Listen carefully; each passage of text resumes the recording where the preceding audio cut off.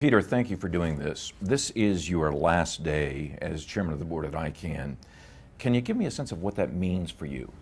Sure, Brad. It's certainly mixed emotions. On the one hand, it's been a tremendously exciting time. It's been very busy in the last 4 years at ICANN. We've achieved an enormous amount as a team. We've had IDNs coming in at the CCTLD level and work soon to make them available for everyone. We've just passed the new GTLD program, which the community has spent so many years collectively working on. That's thoroughly tested all of our policy development mechanisms, and we've now come out of it with this good program. We've had the changing of the relationship with the United States government, which was deeply embedded in the original formation of the internet and hence of ICANN, and we've changed that. So there's been some tremendous success and tremendous movement on so many things. So it's been good to be part of that. I'll be sorry to lose the intensity and the passion that's gone around those projects. On the other hand, I've been here since before there was an ICANN, and I feel it's time to move on. And there's a tremendous crop of new board members and new councillors and new volunteers throughout the ICANN organisation. We've seen an enormous growth in the CCNSO, for example. The country code managers are continuing to join up to support the model, which was very important to my original reasons for coming to ICANN, and we've seen strong growth in the membership of the Governmental Advisory Committee and everywhere. So I'm feeling it's time to move on and looking forward to the next chapter. You say you'll miss the intensity, but aren't you actually reclaiming your life? Yes, I am. I mean, obviously this has taken a lot of time and energy that I've been happy to give, and it'll be nice to have some of that back and to move into new projects. When I go into those, of course, I'm taking with me a tremendous amount of experience and learning that I'm very grateful to ICANN and the ICANN community for giving me. I've been very well supported throughout while I've been here, and I want to just record that. I think the tremendous support from the community as we've worked through some of these difficult issues of me personally, I very much appreciate, and tremendously from the staff as well. Anything I've wanted, anything I've asked for, anything I've suggested has always been tremendously well received by the staff, who've given their total support to the office of the chairman. A couple of days ago at a reception honoring your tenure, you talked about how the ICANN community had helped you deal with the tragic loss of your wife, of your father, and your brother in an auto accident 5 years ago. Can you elaborate on that? How exactly did the ICANN community help you deal with that tragedy? Well, in a number of ways, Brad. First of all, at the time of the crash itself, there was just a huge number of messages coming and flowers and support, which made me realise, that I had friends all through the community and the family. And then since then, being able to devote energy to these projects in some ways has been a kind of solace. Actually working, I wouldn't call it a distraction, but it's been a very happy way of throwing myself into another set of challenges, which in some ways have sort of compensated for the terrible loss. What's the most difficult part of doing what you do? Other than answering questions like the last one, it's keeping the harnessing the energy. I think there's a tremendous amount of energy coming from all quarters, all of it well-intentioned, but much of it pulling in slightly different directions. So I see it very much as harnessing that direction, harnessing that energy, and pointing it in what seems to be the consensus is the best direction. It's not about what I think is necessarily best. It's about trying to establish what the general consensus is the best direction, and then making sure we keep going that way. Is it the definition of where you need to go? Is it the definition or building that consensus? I think it's the latter. I think what the processes we have do is expose the issue, generate the views about that, and some sense of priority about them. And then the chair's job is basically to make sure that the most important tasks are being dealt with first. So keeping the priority of the organisation orderly, and then making sure then that the energy is harnessed around those priorities and in those directions. Some people have said that being ICANN Board Chair is like herding cats. Unfair? Accurate? Yes, I think it's a cliche that doesn't really apply that well to ICANN, because there's so many different parts to it, and I think the differences between the interests of the Government Advisory Committee from the from the intellectual property constituency, from the at-large constituency, from the staff, from the function of the Ombudsman. All of these are completely different groups. I think the idea of cats is at least you're dealing with a single species, whereas here we've got this wonderful multi-stakeholder model, and all those stakeholders are very different, come from different backgrounds, have different needs, have come to ICANN for different reasons and want to get something different out of it. So the job is keep trying to get the alignment of interests and working out what the common factors are, and once that's been done, then executing on that particular issue. But you mentioned that almost casually. I imagine finding that point of commonality on any given issue. I don't see how you're able to do that, factoring in not only the multi-stakeholder model where people are coming from, but the regional diversity. You're right to add that in as well, and there's linguistic diversity and cultural and religious and ethnic and other diversities. So yes, it's complicated. What we do at ICANN though is we create platforms for discussion around those topics. We have an open and transparent bottom-up process which takes into account all of those different processes. Every single voice is heard, and we take enough time, I think, to distill the issues around in the particular forums and through the discussion processes and the public comment processes that eventually from all that diversity eventually can come some kind of coherent view. And I think take the new GTLD program. We had very different views about whether we should have it at all, if we should have it, when we should have it, and what should the features of it be. And this week we've managed to sort of crystallise all those into a program which most people regard as pretty good. Everybody thinks it could be improved by giving them what they wanted that they didn't get in the consensus building process, and I think that's probably a healthy sign. That's the usual sign of good consensus, when everyone can live with it, but everyone's got some slight beef about some aspect of it that they could improve. Would you put the approval of the GTLD program at the top of your list of accomplishments? I'm not sure I would. I think it's certainly one of the biggest activities that we've done. It's been the biggest budget activity. It's taken the longest. It's also going to most dramatically change the look of the internet for ordinary internet users. So clearly it's one of the most significant achievements of ICANN in my time. But I think equally important would be long term for the future of the internet would be the changing of the relationship with the United States government and moving away from the sense that ICANN was, if you like, an organ of the United States government. A lot of people outside the United States tended to see the relationship between ICANN and the US government as very close and too close.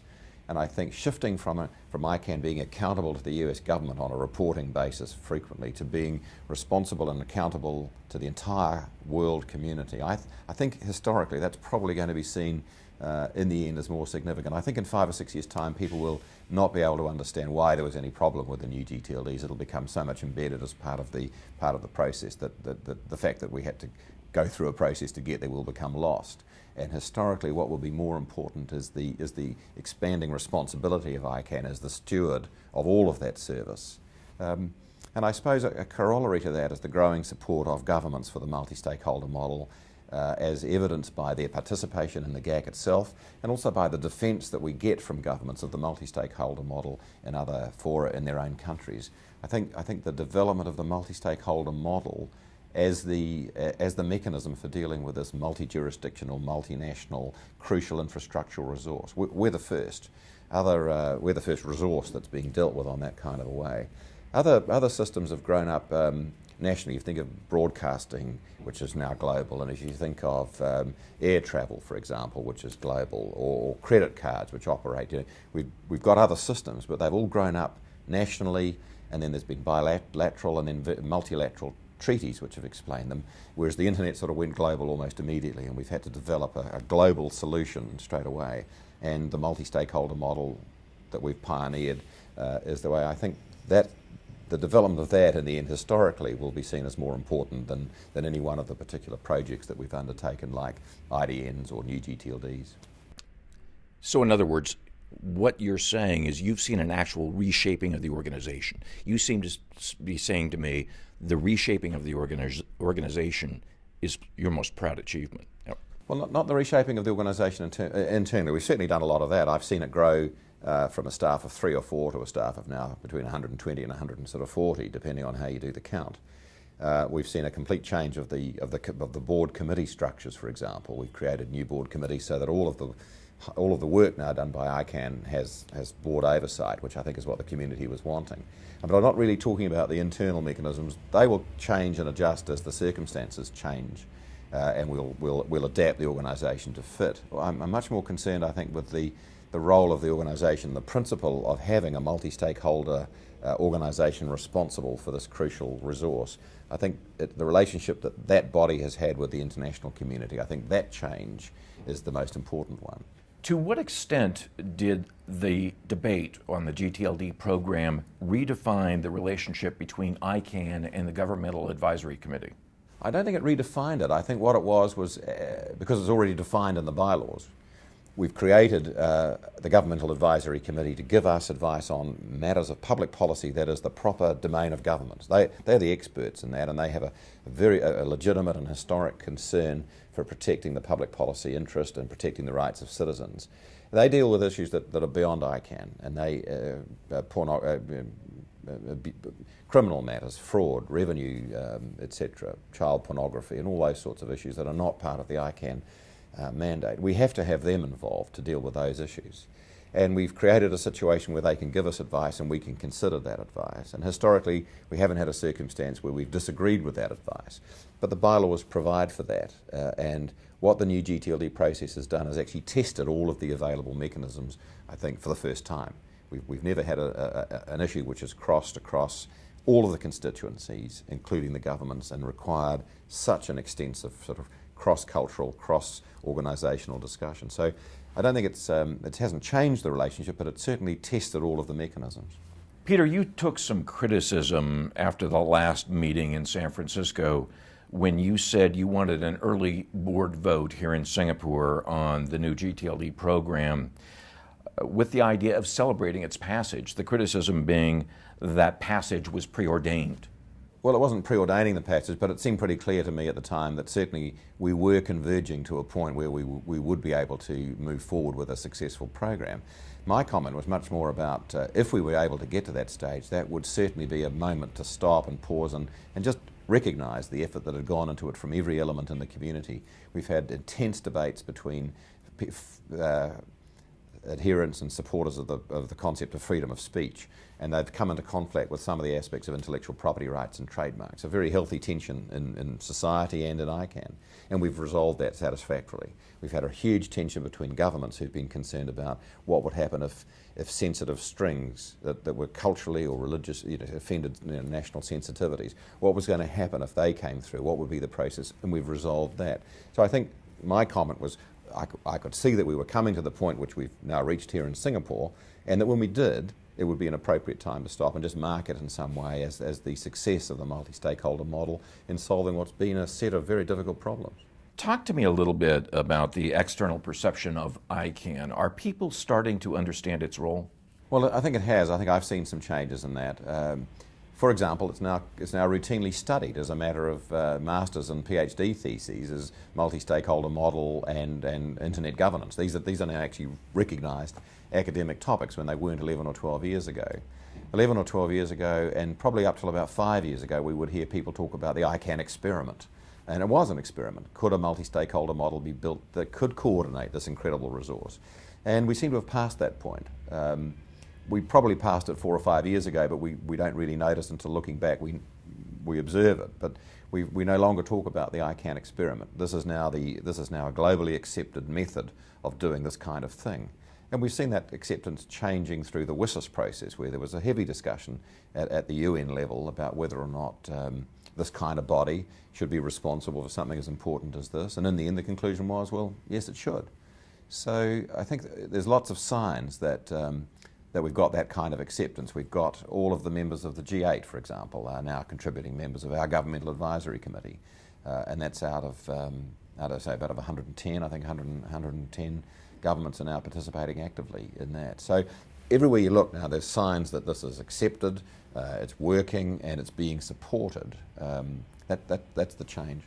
In New Zealand, you're a well-respected barrister, but I imagine that being ICANN Board Chair probably consumes at least as much time, if not more, as your paid profession. Yes, it's partly the nature of the board. It's not a normal corporation. and so it doesn't operate under normal corporate governance rules. We certainly have all those as well. We have the fiduciary relationships. We have to manage things like the budget and the staff and relationships and contractual compliance, and preparing a strategic plan, etc., that all corporations have. So on the one hand, we've got that. Excuse me. But in addition to that, the board is seen as the guardian of the public policy development process. The board is the organ of last resort in this multi-stakeholder model, which is completely different from an ordinary corporation. We don't have shareholders that we, in the ordinary sense. Our shareholders are the multi-stakeholder model constituencies, and so the board is in the end at the apex of that policy development process.